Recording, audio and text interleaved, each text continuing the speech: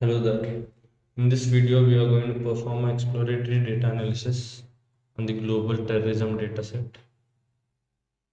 So after importing all the important libraries and importing the data, we can see here that there are around 135 columns in this dataset, which is a lot. So there's a lot of data cleaning to be done. We also see that the number of rows is around 1,80,000.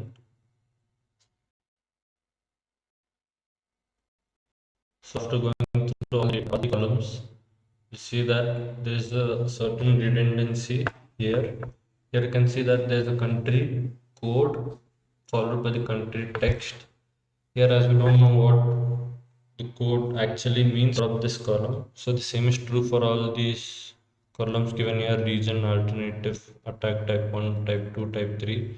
So all of these have two columns in the dataset, where one of them represents the code and the other one represents the text value, the string value. So we drop all the columns which has the code value in it, and then we replace the country text to country and region text to region.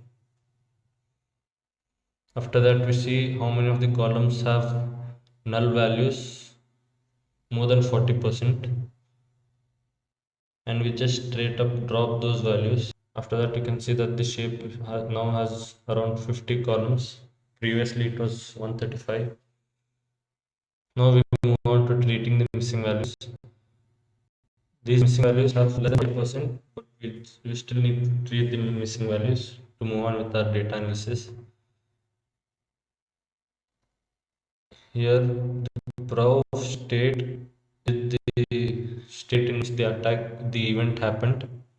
So after seeing how many null values are there in that column, it's around 421. After we perform value counts on the city, we see that there are around 10,000 unknown values for city, which can affect our analysis. So we see how many country values are missing. So after performing the required operations, we see that there's zero null values in country, and all the country values are present. There's no unknown value given here. So we just drop the columns related to the location of the event, like prof state, city, latitude, and longitude.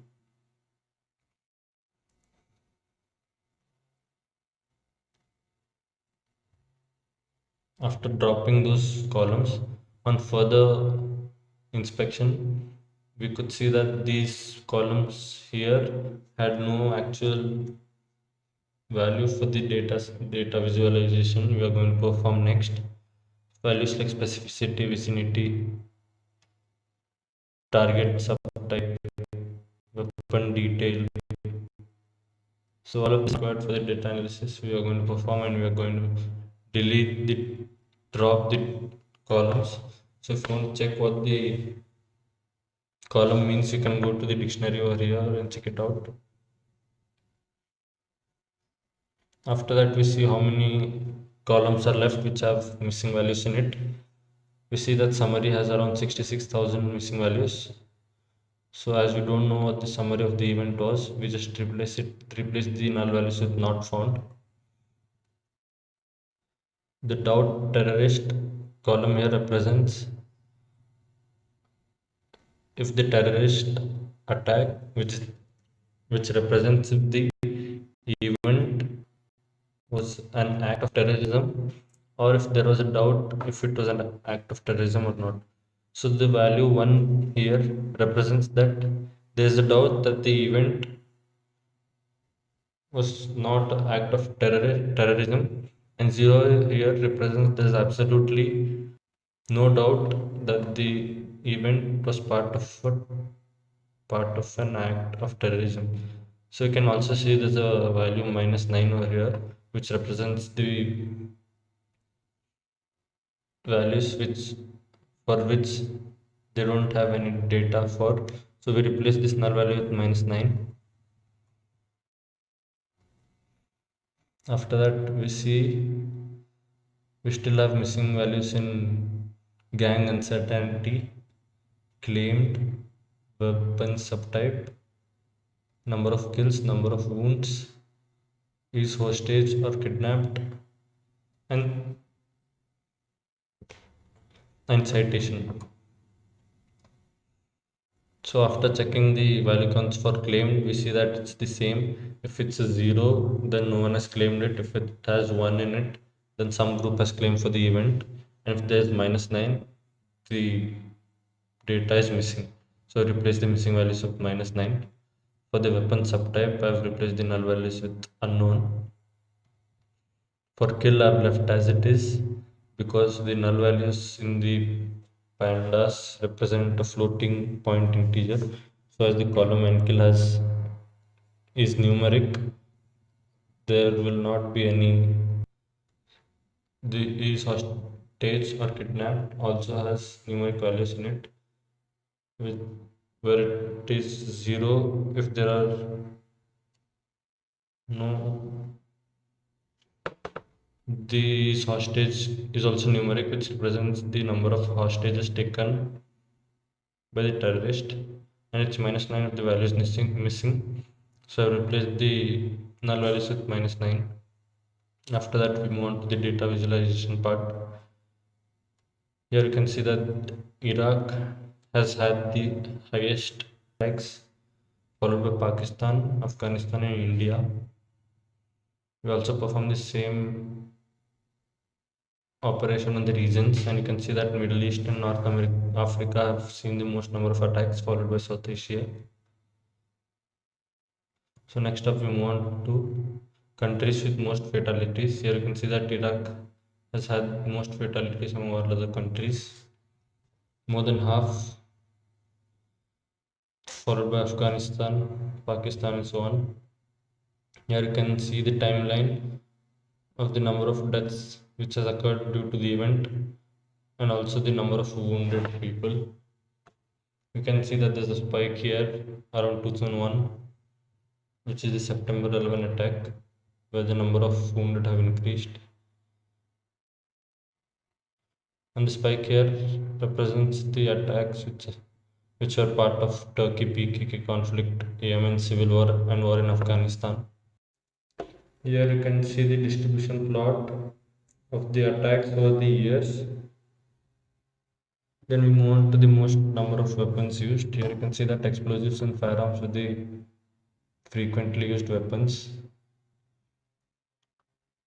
We also see the sub-weapons which are more frequently used, which gives us unknown explosive type followed by unknown gun type. Next on, we move on to the deaths caused by weapons. So here, firearms and explosives have caused most number of deaths. Next, we move on to find out the most active terrorist group. Here you can see that the Taliban is the most active one, followed by ISIL, SL, and so on. In the dataset, we have a variable called int any, which represents 0 if the terrorist was of the same nationality of that of the target, and 1 otherwise. Here you can see that 38% of the time the terrorist was international. Moving on to the success of the attack, you see that almost 89% of the time the attack was successful. You see that only 3.7% of the time the bomber was kind of a suicide bomber. Then you move on to frequent attack type, and you can see that bombing and explosion were the most frequent attack type, followed by armed assault. Then we move on to the word analysis. We perform this word analysis on the summary column, which summarizes all the events. After performing the word count, we see that claimed has been used most of the time, followed by group responsibility no. So we perform analysis on the claimed column from the dataset, and here you can see that most number of events were not claimed by anyone, and the other half of them were there was missing values. Only a few attacks, around 20,000, were actually claimed by any terrorist group. Next, we move on to if there was any doubt that the attack was an act of terrorism or not. Here you can see that most of the time they were sure that the attack was an act of terrorism. So the observation from the CDA was that Iraq has the highest number of attacks throughout the years. Also, most fatalities were also from Iraq. Middle East and South Asia has seen the most number of attacks throughout the years. Year 2015 and 16 saw the most number of attacks and hence more number of fatalities. Explosives and firearms were the weapons used in most of the attacks. 4 out of 10 times the terrorists were international. So the inference we get from this is that firearms and explosives are the most used weapons of all time. Measures should be taken to detect explosives or firearms at all costs and at all places. As 4 out of 10 times the terrorists are international, things like background check and checks at the airport and other places where tourists come in should be done properly and thoroughly.